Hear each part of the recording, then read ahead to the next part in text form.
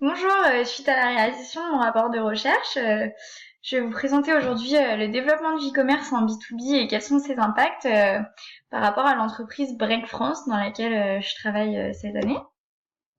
Donc on verra dans un premier temps l'histoire de Break, le e-commerce en B2B et les impacts du e-commerce, donc ses freins, ses avantages. Donc d'abord l'histoire de Break. Donc Break a été créé en 1958 par trois frères qui à la base distribuent simplement de la volaille pour ensuite se développer à travers le monde et distribuer plus de produits que simplement des produits de volaille. Aujourd'hui, Break a plus de 25 ans d'expérience en France. En 2016, son chiffre d'affaires s'élevait à 707 millions d'euros environ. Elle compte un peu plus de 2000 collaborateurs.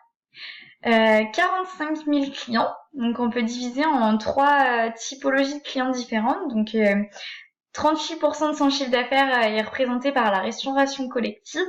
Donc dans la restauration collective, on va avoir tout ce qui est cantine des écoles, restauration d'entreprise, donc tout ce qui va être de la restauration plutôt en grande quantité. On va ensuite avoir 54% du chiffre d'affaires de Break réalisé par les clients de la restauration commerciale. Donc là, ça va être les restaurants traditionnels, les brasseries, les restaurants sur le pouce. Et enfin, on aura les circuits de vente alternatifs à 8%. Ça va être tout ce qui est grand compte. Donc Break compte environ 3500 références, 1300 produits frais, donc soit 38% des références, 1450 produits surgelés, donc dont les glaces, 44% des références, et 674 produits d'épicerie. Donc là, on va avoir tout ce qui est non alimentaire, le papier aluminium par exemple, et tout ce qui va être sel, huile, poivre, ce genre de produits qui vont représenter 18% des références. Les services commerciaux chez Break, donc Break en fait au niveau commercial et au niveau global a réparti la France en 6 régions. La région Nord-Île-de-France, la région Est, la région Ouest, la région Sud-Ouest, Rhône-Alpes-Auvergne et la région Sud. Donc pour tous nos clients, en fait, on va avoir une équipe dédiée de 3 personnes avec 3 interlocuteurs experts. Donc on va avoir le chauffeur-livreur qui va être là pour la livraison des produits, mais qui du coup est la personne qui voit le plus souvent le client. On va avoir la télécommerciale, donc qui elle est disponible par téléphone dès que le client en a besoin pour passer les commandes. Et enfin, le chef de secteur, le commercial, qui lui va voir le client environ une fois par mois. On a donc des équipes dédiées à la restauration commerciale, des équipes dédiées à la restauration collective et des équipes dédiées aux grands comptes.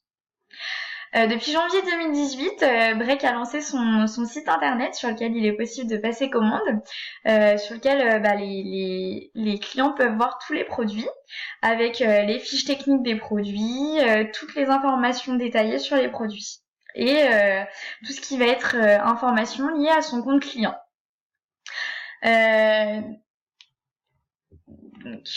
Break est le marché de la distribution alimentaire. Donc on note que c'est un marché en recul, malgré que Break soit en croissance, c'est un marché qui est en recul avec très peu de marge, parce que c'est un marché très concurrentiel, donc avec des prix très influencés par le marché et donc qui sont plutôt bas. On a une demande qui évolue grandement en fait, avec une demande de plus en plus spécifique avec tout ce qui va être produit végétarien, vegan, sans gluten, et beaucoup de demandes de produits frais, locaux, bio. On va vraiment sur des produits naturels de plus en plus. On note aussi que c'est un marché très réglementé, puisque le marché de l'alimentaire, donc qualité des produits, conservation des produits, aussi très important. Et on note aussi que le client n'est pas le consommateur final du produit, donc le restaurateur va acheter pour en fait faire consommer à ses clients à lui. Donc au niveau de Break, on note que les principales faiblesses, ça va être un retard sur le e-commerce par rapport à ses concurrents, un problème de stockage des produits dans les entrepôts où là on va avoir vraiment du mal à pouvoir développer de nouveaux produits à cause de ça. Mais en force, on va noter de nombreuses actions orientées développement durable, aussi bien dans les locaux même, du coup que dans les locaux même, que dans les actions, dans les produits avec les labels de qualité, les produits locaux, donc à filière réduite.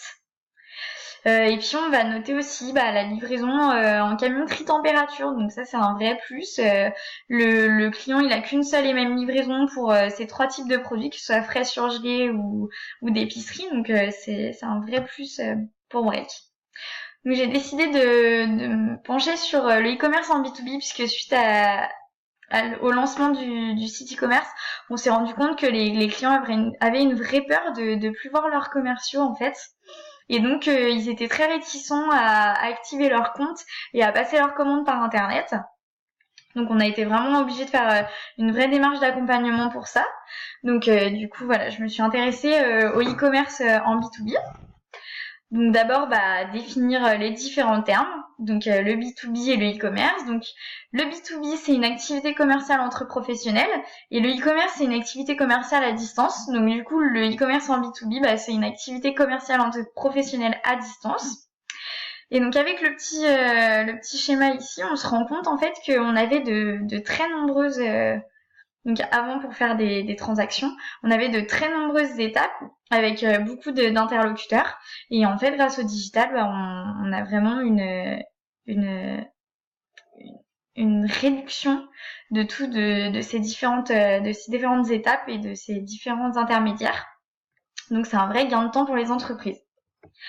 Donc le e-commerce en B2B en chiffres, pour se rendre compte un peu ce que c'est aujourd'hui. Donc en 2016, c'est quand même 460 milliards d'euros, donc c'est assez énorme. On compte plus de 200 000 sites marchands.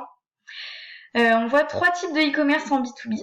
On a les sites dédiés aux professionnels, donc les entreprises par exemple qui font que envers du B2B. Mais on va avoir des entreprises qui font et pour le B2B et pour le B2C, qui ont créé vraiment un site dédié aux professionnels.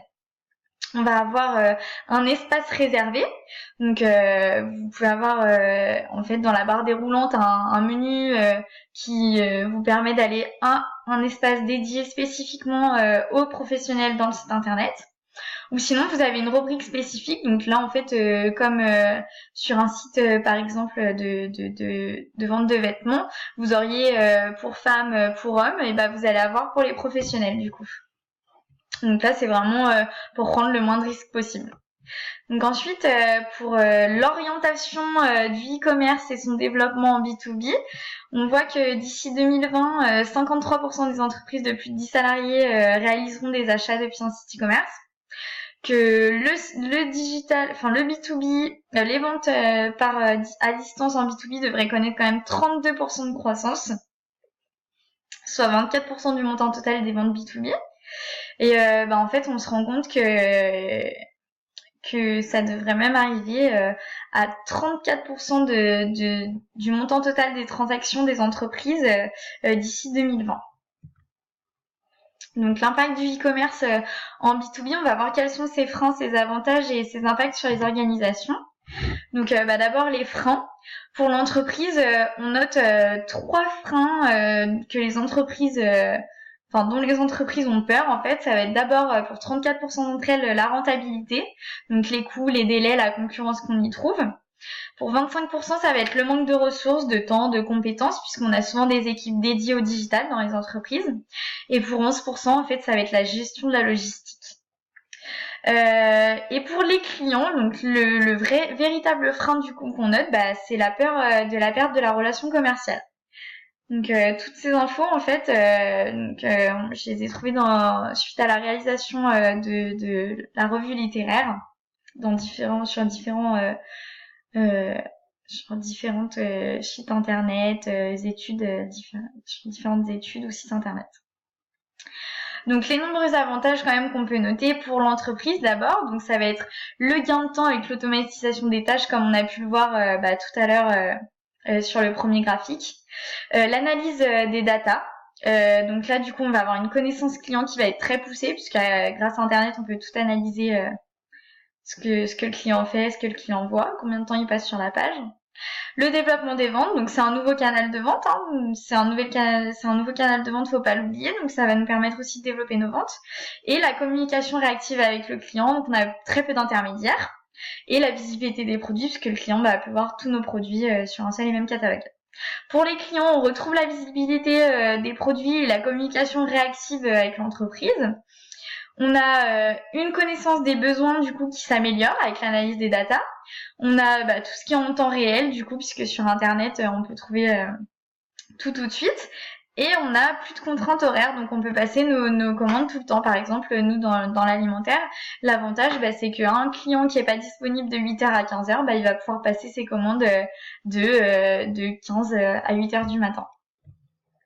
Les impacts en termes d'organisation, donc changement d'abord pour les entreprises et les salariés, ça va être vraiment au niveau de l'équipe commerciale, la connexion qui est nécessaire.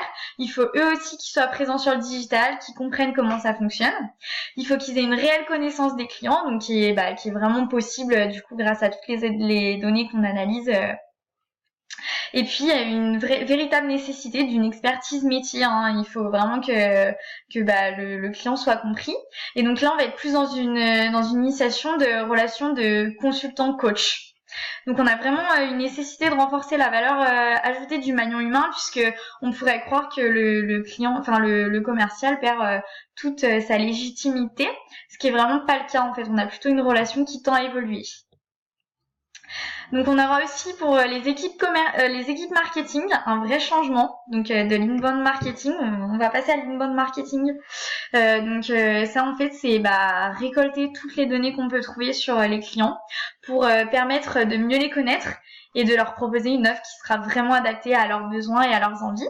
Le inbound marketing, c'est un vrai plus, puisqu'on va avoir grâce à ça 54% de leads en plus et 7% de trafic, donc c'est vraiment pas négligeable. Enfin, toujours au niveau de l'équipe marketing, on va vraiment aller des 4P vers les 4C. Donc le produit, il va aller aussi vers la conversation en fait. Donc là, c'est-à-dire que le client va être accompagné par les autres clients qui vont donner leurs avis donc pour choisir. Ensuite, le place va être complété par le choix, donc il n'y a plus de limitation. En fait, le client il peut trouver tout ce qu'il veut, tous les produits qu'il souhaite sur Internet. La commodité donc va rejoindre le prix. Donc c'est-à-dire que le client n'a plus seulement envie de savoir le prix, mais envie de choisir où est-ce qu'il paye son produit. Est-ce que ce sera directement sur le site internet ou bien en venant le chercher? Où est-ce qu'il le récupère? Et la connexion par la promotion. Donc ça va être vraiment d'être connecté au client tout le temps. Enfin, on arrive à une problématique qui va être comment amener à l'acceptation d'un nouveau mode d'achat, aussi bien du côté de l'entreprise que du côté du client. Et donc on a 3 principales questions qu'il faudra vraiment aborder lors de l'étude terrain l'année prochaine. Donc ce sera les clients sont-ils réfractaires à utiliser le e-commerce? Quelle attitude des commerciaux face à ce nouveau moyen d'achat? Est-ce qu'ils le voient vraiment comme de la concurrence ou bien est-ce qu'ils pensent que c'est un moyen de les aider? Ou bien et enfin la rentabilité du site internet apparaît-elle vraiment comme un frein pour les entreprises, puisqu'on se rend compte en fait qu'il y a un vrai gain de temps pour les entreprises et donc à force de coûts et d'économies on a des vraies économies pour les entreprises. Donc voilà, on essaiera de valider ces 3 points lors de l'étude terrain l'année prochaine. Merci.